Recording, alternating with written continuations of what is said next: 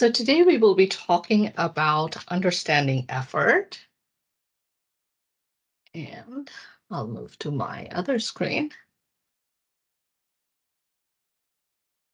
So we'll start with total effort. And so what is total effort? Total effort is a combination. It's a combination of your activities for your institution and for which you get paid based on the institutional base salary, which many times you will hear being called as IBS. So the image on the left is a sample. It is not a set in stone, as most of you know. It's just a sample of how total effort looks. So in case of clinicians, it is your clinical effort plus the research effort that you put on your projects, and then also your administrative effort in case you're a department chair or a dean. In case of academic faculty, it won't be clinical effort. It would be your academic effort. But again, you will still have administrative effort or research effort on your research projects. So you see, it's a combination. And all of this together makes 100% of your effort. So that's total effort. Now we will talk about research effort or effort on a project. So effort on a project is essentially the proportion of the time that you're spending on each project. So on the left, on the picture on the left, the image shows effort distributed between all 4 grants that a PI or a scientist may be working on. And this effort that you see here for NIH R01, the 10%, what does that include? That includes your scientific work on the project, which is meeting with your mentor, meeting with your scientific team. It could also include the administrative work that you do, which could be submitting reports for the project, could be conducting your lab meeting. And then, of course, that you have fiscal responsibilities. So when you are managing, when you get a grant, you are supposed to manage it. The PI is responsible for the grant. And in that case, the PI is also responsible for the fiscal management. So when you are meeting with your grants administrator, when you're reporting effort, when you are looking at the funds balance for your project, that is the time you are doing your fiscal management. So that is all 3 of the activities, the scientific, the administrative, the fiscal activities all together make that 10%, as you see, NIH R01, that 10%, that's the effort that you are dedicating to your NIH R01 project. Similarly, if you are doing the exact same thing when you have the 8% effort on your DoD grant or your AHA grant. Now, effort, if you are dedicating 10% effort on an NIH R01, that 10% must be devoted to only and only your NIH R01 or your CTR grant if you're a CTR pilot. That effort, you cannot use any percent of that effort to your DoD grant or to write another project. That 10% should solely be devoted to the NIH R01 project work. And you see that the effort is expressed here in percentages, but it could also be expressed in person months. And we will talk about that in a later slide. But NIH requires that we report effort for anyone, be the PI, the scientist, whoever is on the team, should be reported in person months as opposed to percentages. Now that we have talked about total effort and effort on a project, I want to ask you a question. I'm just giving a general question out there. Dr. Jane Wilson is a physician with 80% clinical effort and 20% administrative effort. Dr. Wilson is applying for a research grant and would like to have 5% research effort on this grant if it is awarded. What do you think would be her total effort?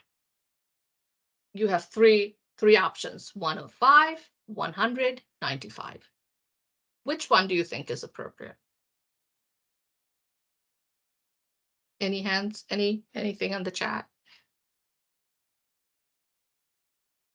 We have a chat saying maybe 100%. Any other thoughts?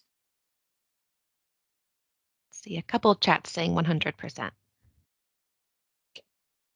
And you're absolutely correct. 1 second. Total effort is always a 100%. It cannot be 105. It cannot be 91, 95. It's always equal to 100%. Now let's move on to our next question. Research assistant Mark Scott works 100% on an NIH project. PI John Smith requests Mark to do work related to his upcoming DoD submission. Is it allowable for Mark to work on a DoD grant? Yes or no? What do you think?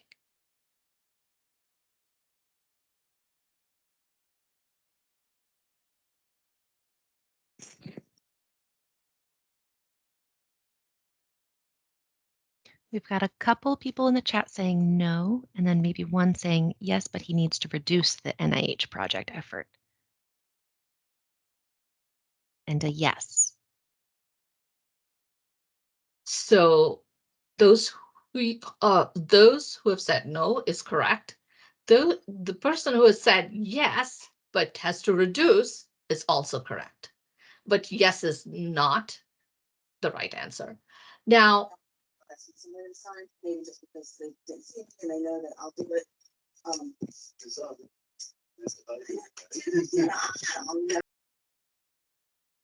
So when a person is dedicated 100% to a project, he or she cannot work on another sponsored project without reducing effort.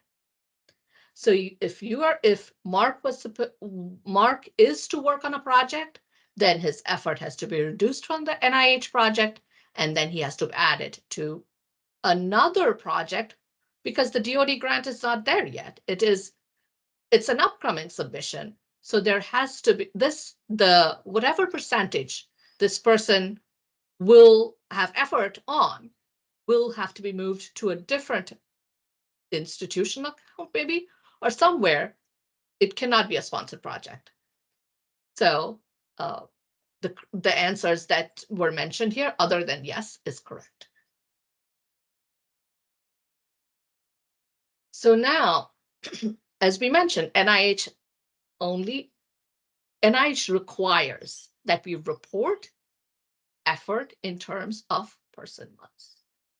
But how do we calculate person months? Person months is the percentage of your effort that was decided on the budget times your term of appointment. So for example, suppose if a physician scientist has 10% effort on his or her CTR grant, which is a 12-month grant, and this physician has a 12-month appointment. 10% effort on that grant would be 10% times 12, which is 1.2 person months. On the other hand, if a faculty has 9 months appointment and this person is dedicating 25% to a NSF grant, then his or her effort would be 25 times the 9-month appointment, which is 2.25 person months. Now, the next example, you see, we are taking a part of the term of appointment. This example is many times applicable to an MRDA. For MRDAs, we know is a 6-month grant, 6-month grant or a 6-month budget for this grant or award.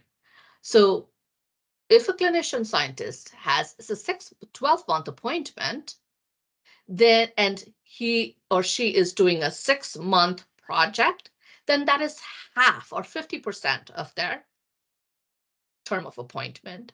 In that case, their effort would be 10% times 50% times 12, which is a 0.6% month effort. Any questions? We'll move on.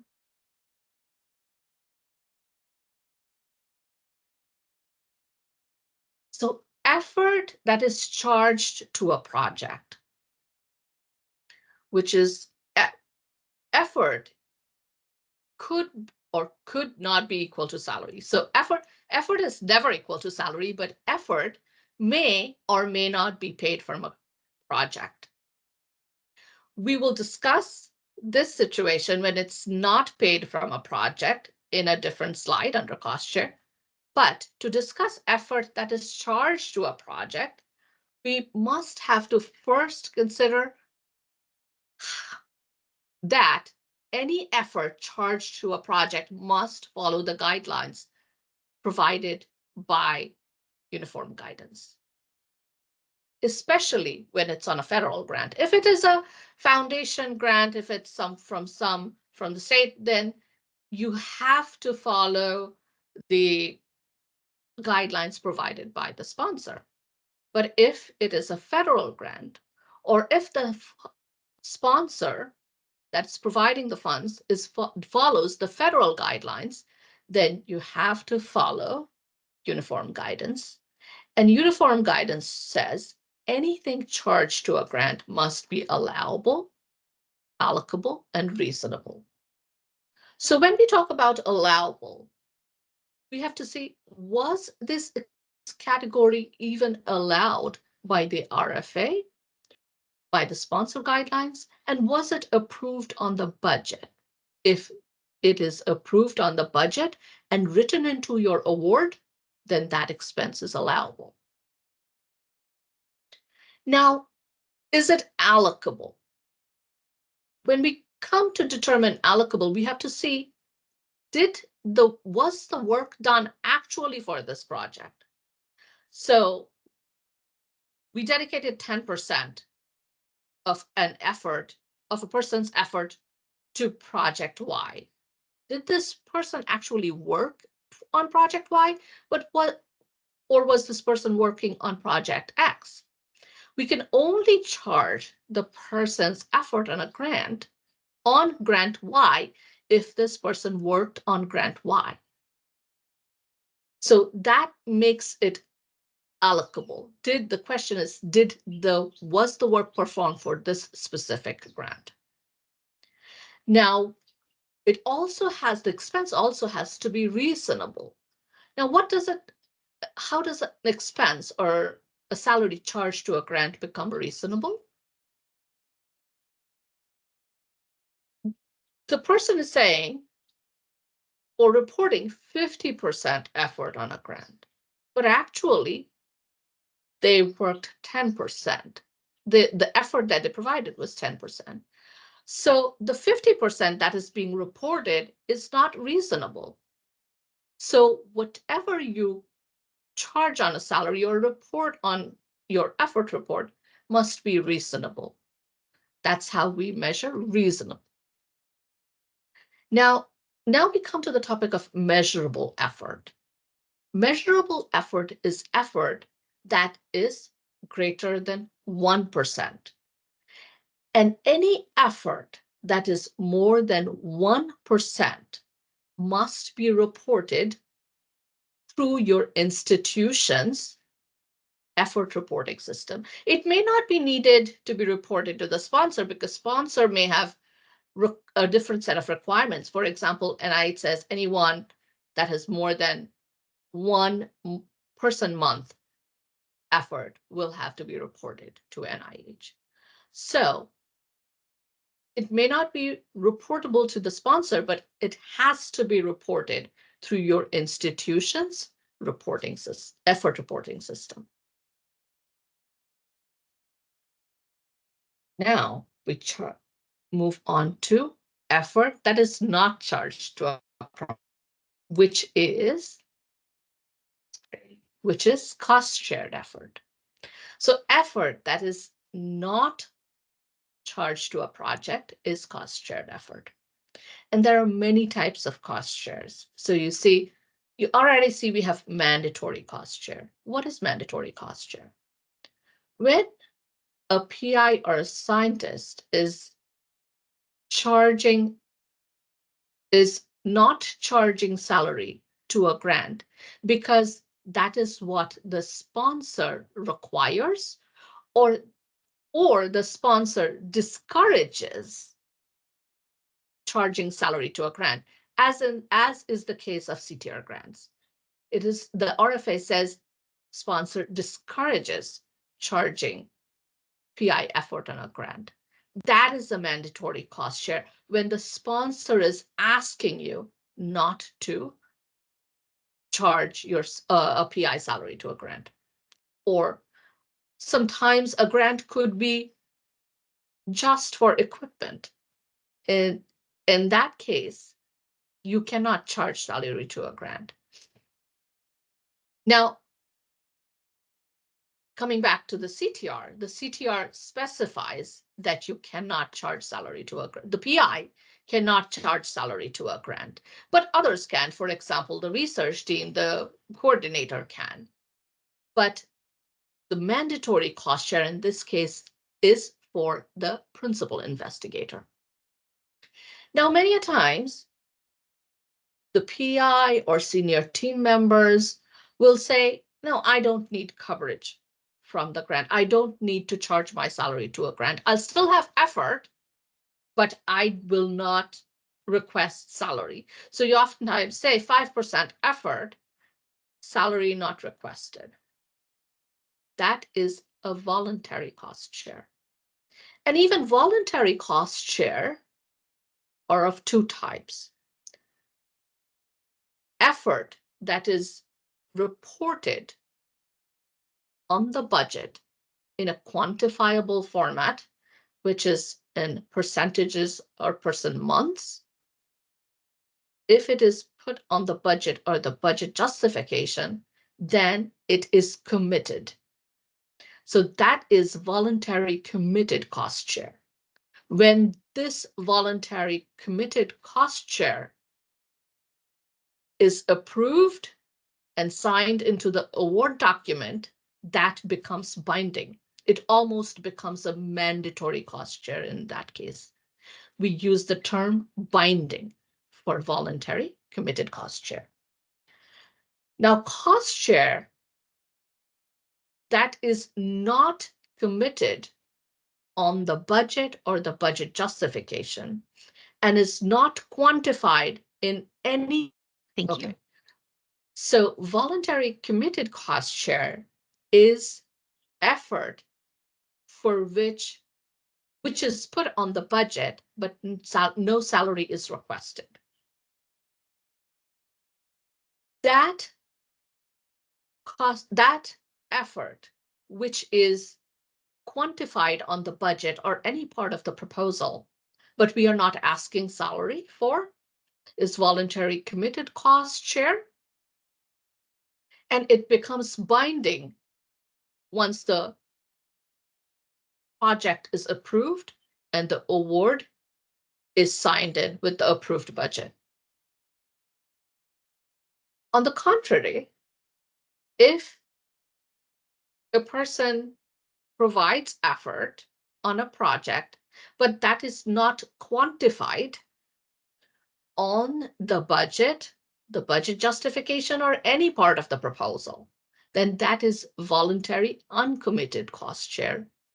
And there is no need to run the effort report for voluntary uncommitted cost share. NSF has a very good direction for putting voluntary uncommitted cost share on the proposal. They state on the RFAs, they typically state on the RFAs that voluntary uncommitted cost share can be reported on the facilities document as long as it is not quantified. I have not seen a similar guideline from NIH. But again, voluntary uncommitted cost share is the cost share that is provided by the person providing, but it is not on the budget, not on the budget justification, and is not quantified as a percentage or person months on any part of the proposal. That's voluntary uncommitted cost share. Ranita? Yes. Question for you. From a grantsman perspective, for mentors who are who basically have some, effort that is, I feel like it's usually quantified, but no salary requested. Is there a benefit, like, as in if you have a mentor that is a voluntary uncommitted cost share, does that look worse on a grant than if you have them as voluntary committed cost share? Yes, it does. Okay. The purpose of the one of the purposes of the budget justification is, of course, to, narrate why you are asking for an expense and how it will benefit the project. The other big benefit of the budget justification, you can show the expertise and tie the budget to your proposal, right? And when you put the mentor's expertise in the budget justification, then you benefit then you enhance your proposal, right? When you're not putting it on there, especially for someone who is a senior key personnel, who is a mentor, when you're not putting, you don't have the benefit of showing the expertise that is available to you for the grant that you're proposing. Does that make sense, David? Yeah, it does. Thanks. Now, over the cap salary, this is the portion of the faculty or staff member salary that's associated fringe benefits that exceed the regulatory maximum imposed by the sponsor. We all know NIH and NSF both have a cap for salary. Any portion of the salary that is above that limit is over the salary cap. However, that cannot be considered part of the required cost share because here is why.